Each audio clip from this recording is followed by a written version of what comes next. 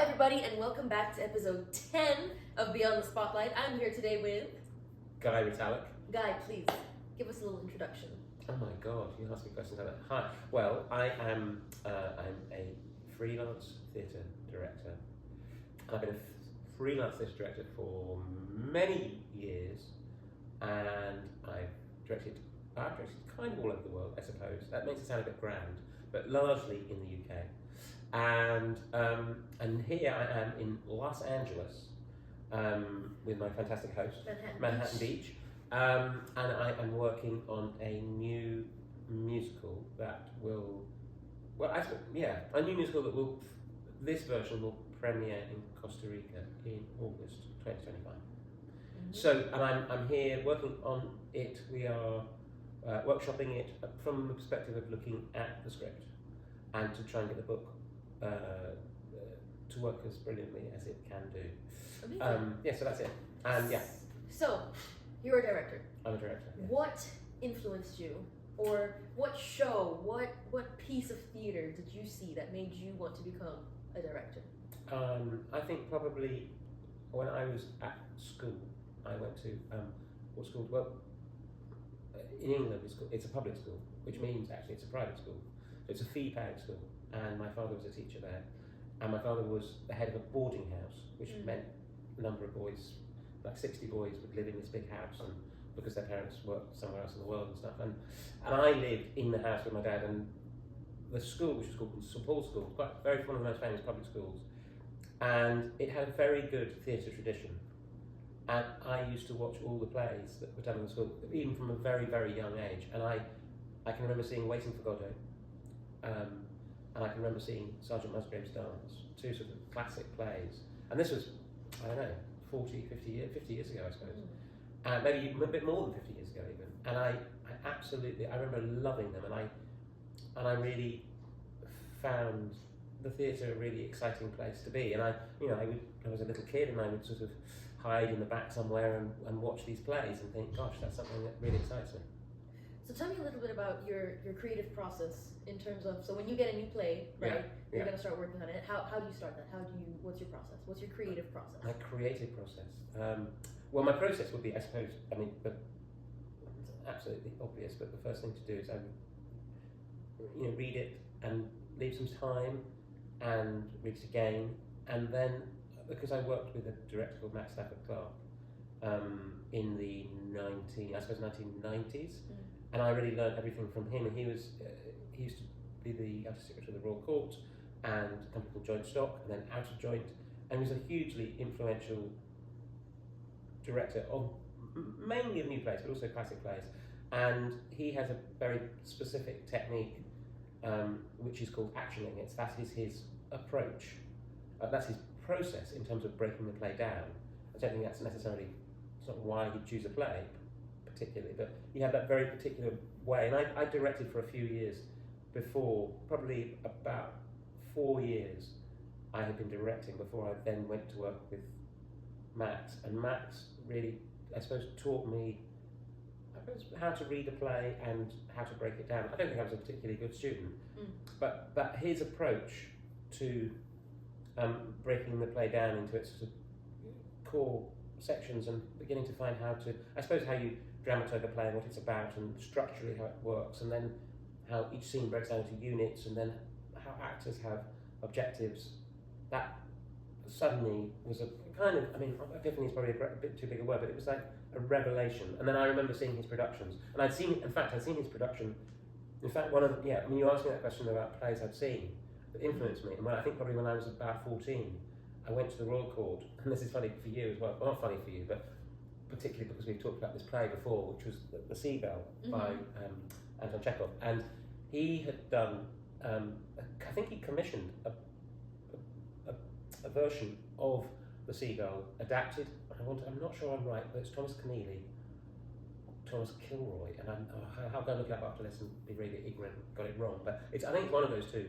And so this was transposing Chekhov's Russian Seagull to Ireland. It had some very famous actors in it, and I suppose it must have been about the late 1970s or early 80s. And I just remember thinking, oh my God, I'd never seen this acting that was so clear, and I understood everything, and instead of being, well, not that I was particularly bored in the theatre then, but I was just completely riveted by it. I went with my mum, and my mum used to take me to the theatre a lot, or we'd go to the theatre a lot together, and I loved it so much that I went back to my posh public school and I said to everybody, we have to go and see this play. And I convinced my English teacher that he should take us to see it. She did, and so it kind of really stuck with me. And then years later, I got an opportunity to, 14 years later, to interview with Max, and I just felt so stupid. I didn't know anything. I didn't get the job, and then about 3 years after that, it came up again, and I got the opportunity to work with him.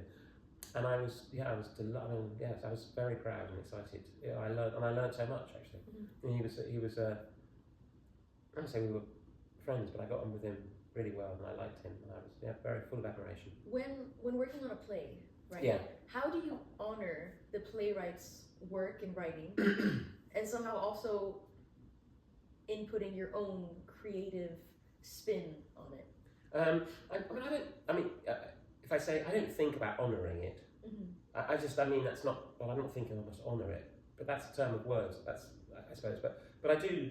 I feel like I'm always thinking about what does the playwright want, and I suppose that's based on the idea that I think the play's actually good, so that therefore the playwright has something to say, and so I suppose it's just what it's reading it carefully and talking about it with the actors that you're working with, and reading around and about it, and all of those discoveries are really exciting, I suppose. And I think that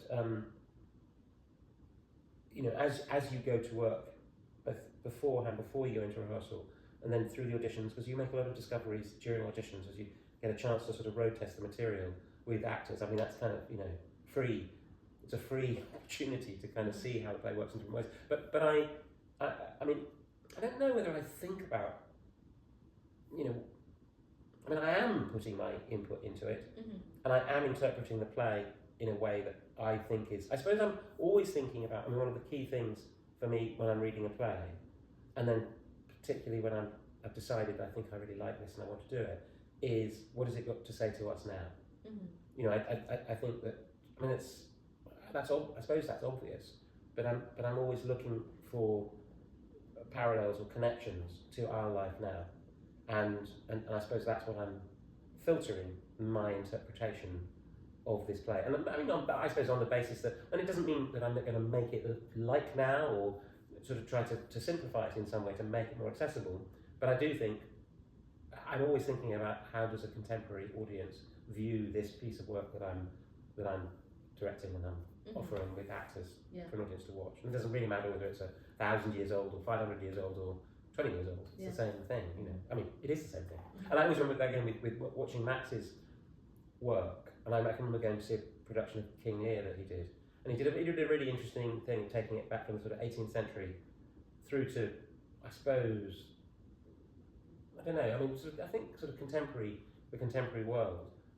Now, and but I understood everything, and I think that for me, again, assuming you've got an interesting play, therefore it's full of conflict and it has things to show an audience, then one of your key responsibilities is, and that makes it sound worthy, but it's quite hard, as a director to work with actors to find out what they're really saying here, and then once you find out what they're really saying, how to make it interesting, but then you've got to make sure that your audience understand that. So clarity, because actually, I just think, I don't know, the amount of times I go to the theatre, I'm bored, because I don't really understand it, or because the director's got such a big vision that the vision buries what makes the piece great, or whatever. So I'm always looking for those things that I suppose make the play accessible and interesting to my audience, or to the audience. When working on a play with actors, are you? So I've only done table reads with you. I've never actually done anything like standing up. Are you the type of director that appreciates it when actors try their own things and when they experiment? I do. I absolutely. I think I'm quite detailed. I like to have I have a broad overview of what I think the play's about, and I will sort of articulate that, and a lot of what I'm articulating is hopefully why I think it's worth going on that journey. The rehearsal, all these words sound so pretentious, but to go on a journey together with actors as you discover a story is really exciting to me. It's really interesting, and mining something, going, oh my god, that's what's happening in this. Yeah. And so, but very much. I'm I'm a great believer in when another actor or the stage manager or whoever's there says, oh, that's really interesting. What about my aim is, I don't think I've always succeeded in doing this, but is to create an atmosphere or to have a way of working that allows everybody a voice in the room and allows them to feel like it. I mean, I like to go, as we're going through the script, I like to go through it slowly. Yeah. And I suppose that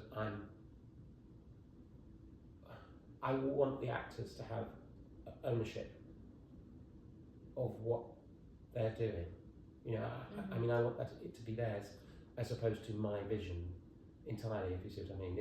I'm not a movie maker at all. I like the visual, and I definitely like to sometimes. I like coup de théâtres, and I like the power that theatre can have. But what really excites me, and I like to know because I've seen it since I was a child, is when two actors are, for want of a better description, firing off one another about something that I think that is an interesting story and will draw us in and make us go away and think, and we feel and we think and we reflect. That to me that may be enough. Yeah. Are you usually part of the casting process? Yes. Yes. Pretty much always. Do you like to be part of the casting casting process? I love it. I really enjoy it. I find it really fascinating, and again, I sometimes. I mean, I think you do. You especially with a play that you're choosing to do, and you have kind of some preconceptions. They might be quite broad. You have ideas about the kind of people that you like, but I like discovering. There's nothing, and it's an interesting thing from an actor's point of view, because actors so often come into an audition nervous or slightly scared about. They think they have to present themselves, and that I'm looking for the actor to be my solution. To show me something that I wouldn't perhaps otherwise see, and so when they come through the door, and I want them to be brilliant. Yeah. Not as in I'm testing to see if they're not. I really want them.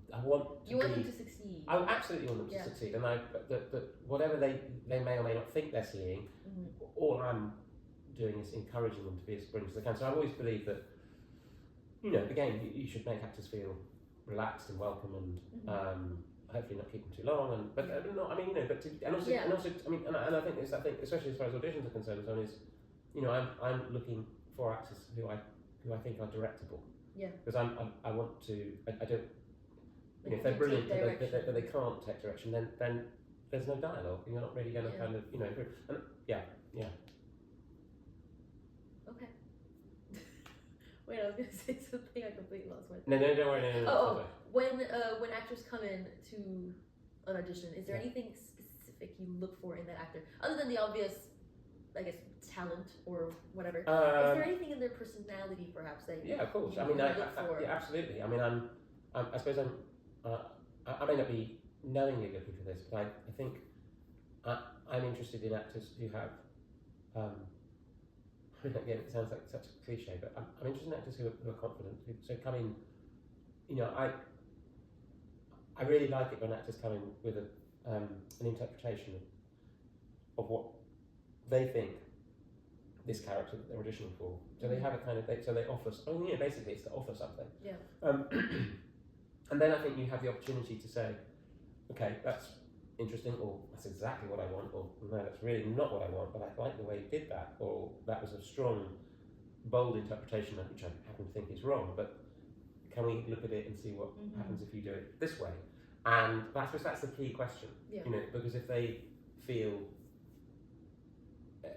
if they're confident, not confident, if they feel able to do it, to listen to what's been said and respond. So that's, I think, what probably almost all directors are looking for. It is actors who can hear what the director's saying and respond to that. Can take the direction.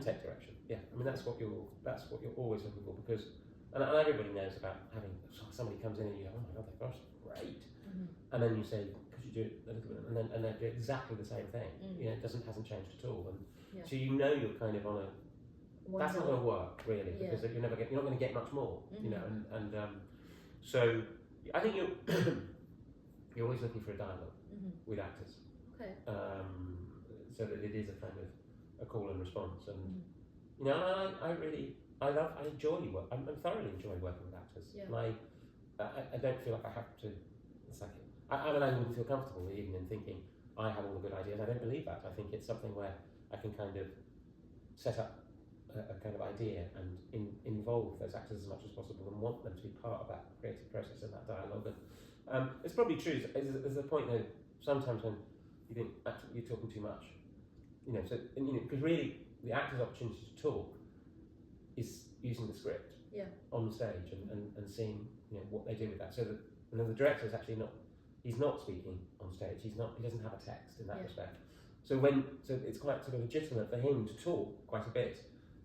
I don't mean, again, not too much, but to take a certain amount of information and feed it back to the actor. I think the actor's job is to listen, and that doesn't mean to listen exclusively and only do what I'm saying. It's to me it's absolutely implicit and essential that the actor is responding, listening, taking on, but also putting in what they feel it should be as well. Okay.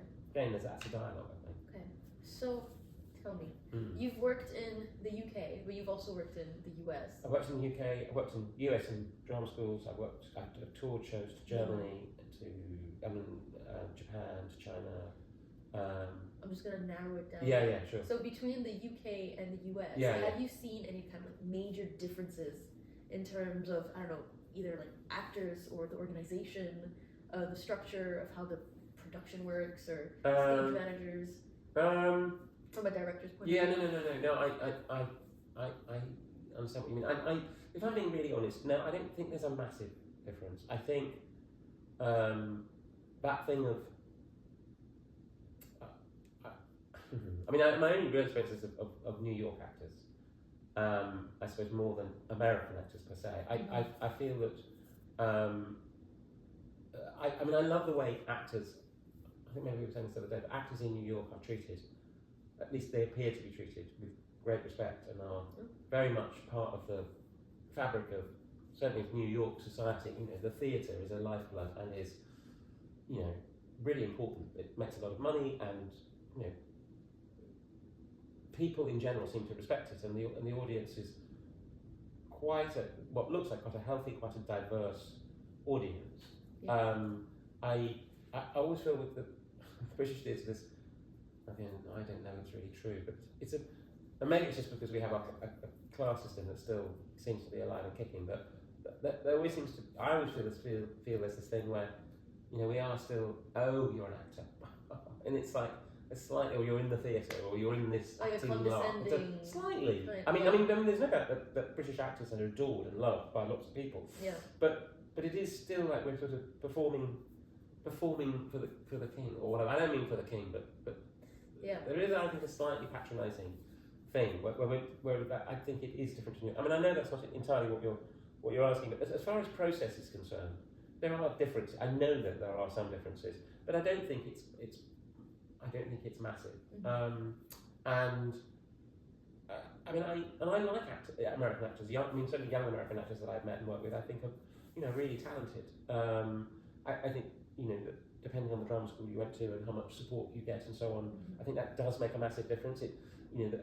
New York, commerce is king. The subsidised theatre barely exists, and so, like I think, like a lot of things in American society, that money rules, and you need to be able to survive, and you've got to find ways to do that. And whereas in England, certainly in London anyway, subsidised theatre is still very powerful, and perhaps it gives people a little bit more room. So the pressure in America and New York is, you've got to make the money. Yeah. Otherwise, it ain't gonna happen. Okay. Damn. That's very interesting. I don't know. Well, it's very nice. Lovely to talk to you. It's great. Really enjoyable. Thank you. Yeah. Again, I'm starting to get tired. No, don't worry. You can edit that bit out. I will edit that bit out. I did have another question. Oh yeah. Have you ever been, so you say that you've watched a lot of shows, right, that were boring. Or which I agree. You know, I've watched a lot of shows where I could be doing anything but this right now. Yeah. What was the last show that you watched that was really captivating and you were, oh, that was actually a really good show? Live theatre. Live theatre. I'm probably going back. I'm going back a few years, not many years, but I think the last play that really impressed me was The Inheritance by Matthew Lopez. I think that's right, Matthew Lopez. I'll just go and check that. Which is directed by Stephen Daldry and was about the sort of onset, the coming of the AIDS epidemic in New York, and was a very long, epic piece of theatre. And it was a stunning piece of. It was very theatrical in its construct and its design and its approach, but it was very lean. It was very beautifully thought out and designed. But the play itself was really moving and really kind of, it provoked you, but it held your attention for however many, I don't know, 6-7 hours long that it was. It just absolutely, I think I saw it twice, and so it's 4 performances, as it were, 2 halves, and it was riveting. You just stay the whole day? You could do. I did one of them. I did as a whole day, and the other one you can break it up, kind of thing. But it was just it was a really brilliant, and it's a brilliant piece of writing. So if you haven't seen it, then I urge you to read it. And I think I came to Broadway, and I don't think it did so well on Broadway, and I don't know entirely why it didn't do so well. But it was so. It's to me, it's what theatre should be, and it shows its importance within our society. That just asked such extraordinary questions, and it was so interesting, and it was so moving, and you kind of go, I think if theatre is able to be interesting, moving, and provoking, that's a massive bit of heavy lifting that the theatre is doing. In your perspective, in your opinion, as a director, what are some of the elements that you think really make a show magical, sparkle, really make it stand out?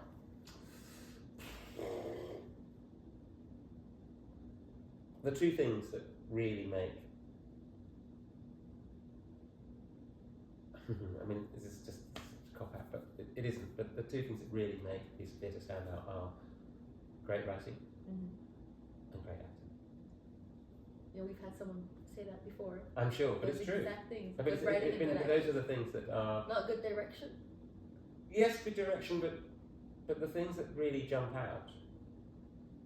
I mean, you can have a bad play. Yeah. Possibly even with not particularly good actors. Although, I mean, I don't know. It doesn't. You can just have a bad play, and it can be very, very well directed, and that can cover an awful lot of. Can disguise an awful lot. Okay. But good writing, and the fact that someone's bothered and managed to find that piece of good writing, and then has managed to not only do that but not fuck it up and actually bring great actors to the stage. That's really a great combination of elements. Now, if you then have great direction on top of that, that's you're onto a winner. Magical. Yeah. Have you ever watched a show, right, live theatre, where you thought actors are great, the production is great, but the direction is terrible? I think I could do a better job. Yeah, I mean, yes, I think I probably, if anybody's watching this, but yes, absolutely, I think that all the time. But it's a sort of bit arrogant, and it's probably not really. It's not obviously. It's not true. I think we're all good armchair critics. Yeah. But you can't underestimate how challenging and tricky it can be to make a piece of theatre and get it on. And so I suppose in truth, I probably have more respect and more empathy for many directors who are trying to make their piece of theatre work. It's a difficult thing to do. Would you say that you're a harsh critic, though?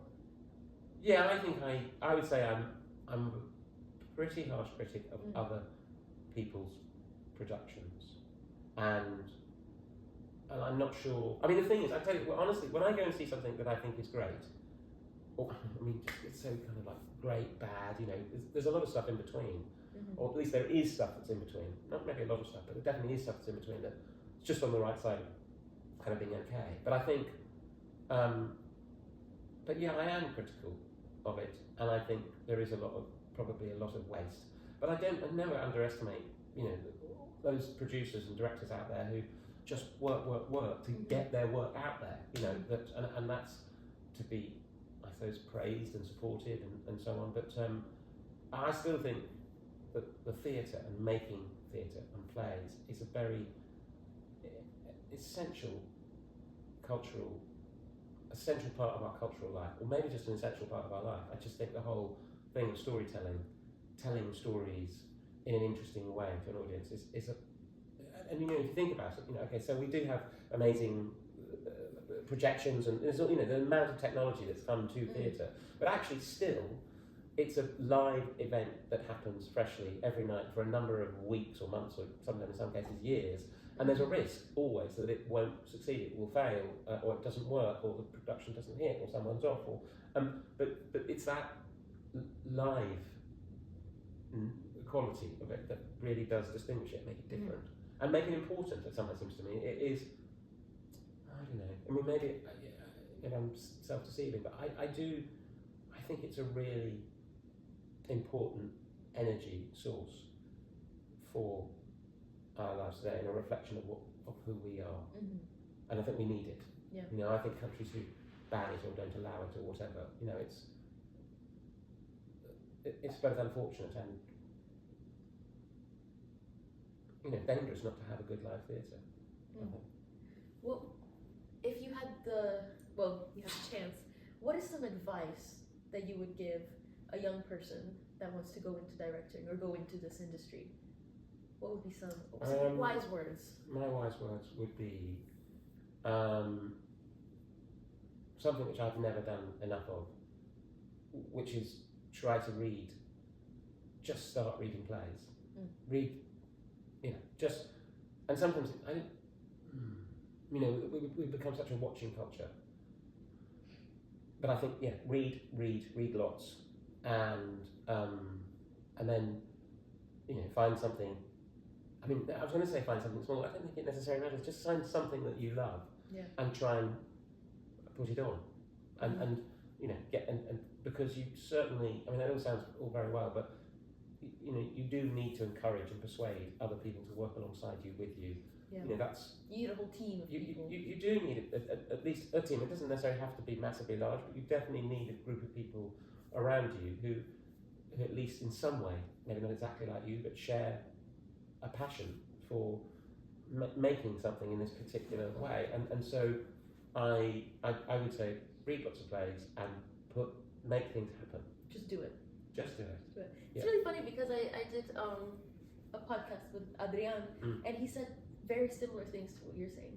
He said the same thing about the elements that make a show really sparkle is a good script and good actors. And he said the same thing about wise words. He said just read plays, watch movies, like expose yourself. And kind of know what, perhaps, it's good reading all these plays, but also begin to have road test the idea of why might I want to put this on?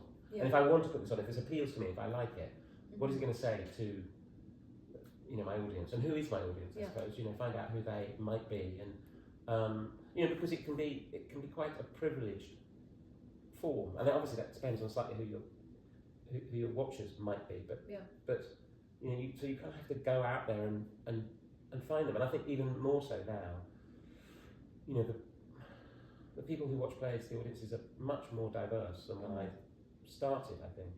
And you need to find ways to make sure that not only do they keep coming, but those numbers of people build. You want to create.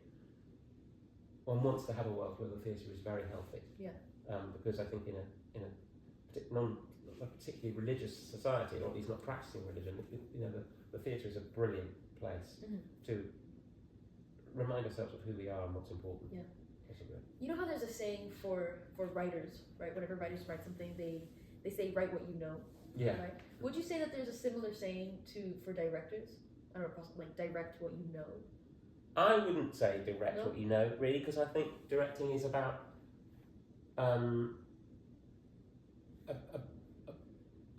about finding a kinship, a connection with a story, and that story could be anything. So I don't think you have to direct what you know. I think in some ways that would be rather limiting. So I think you should get excited about a particular story. Yeah. That could be many things. It come from many different sources. It comes from a newspaper. It comes from a book. It comes from a play. It comes from a screenplay. It comes from an idea you've seen on television. Whatever. It doesn't really matter. And I think you then try and find a way of making that happen, because you'll quickly find out whether does it have something valuable to say, and just even by doing it, you're going to make more discoveries. Talking about discoveries, yes, I noticed so while doing the table work for about a month, right, and similar to an actor's process and discovery is, I noticed you ask a lot of questions. Yeah. Every single line and any possible question, you just ask it, and you're constantly challenging the writers, asking, why are you doing that? How? Can we do it differently? What's the reason? So I guess you could say that kind of like a detective. Yeah, a detective is a really good word for me, and I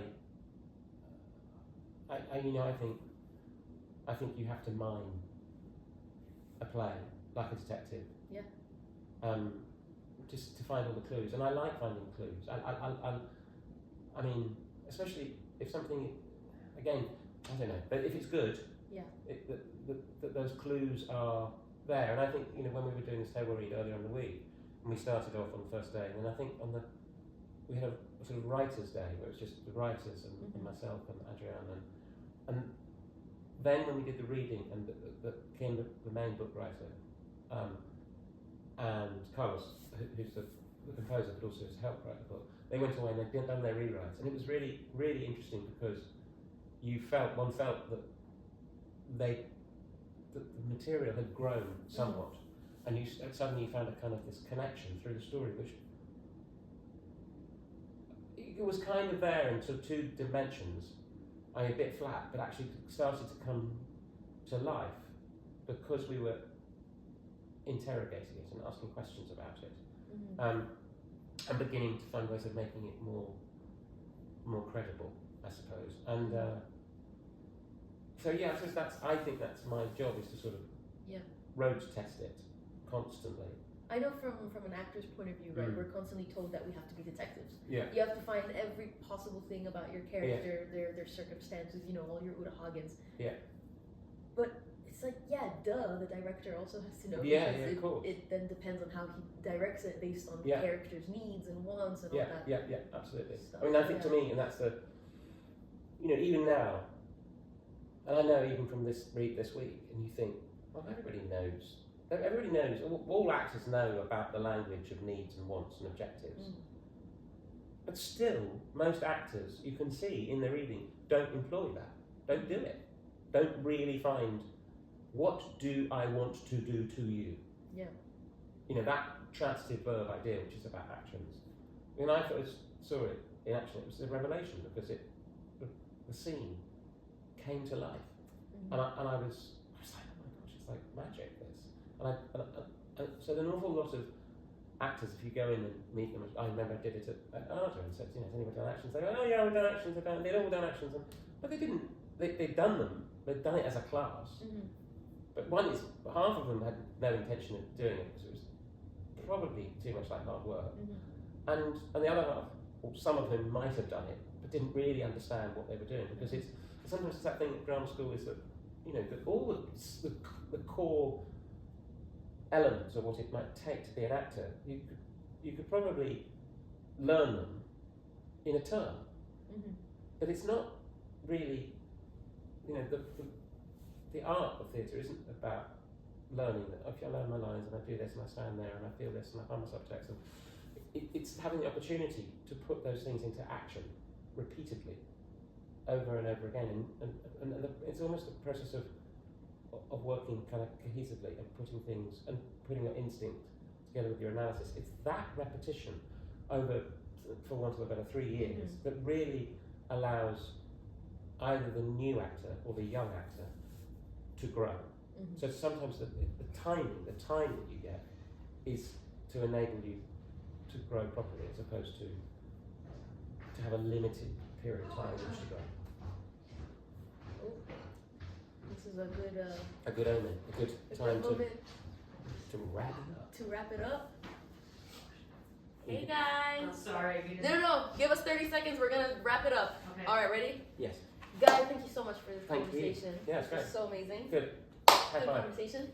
Thank you so much for Thank watching, you. guys. Don't forget to like and subscribe, and Like and subscribe, absolutely. like and subscribe, and have an amazing day. Goodbye. Bye. Okay, Kim, you're good. Sorry.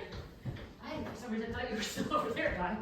No, I've been doing an hour and a half long podcast. Oh my goodness. It was not an hour and a half. Yeah, we We started going like through 25 minutes all ago. of the- Amazing. Okay. Absolutely Hilarious, knocked out the hilarious. park. Thank you. That was lovely. Oh, good.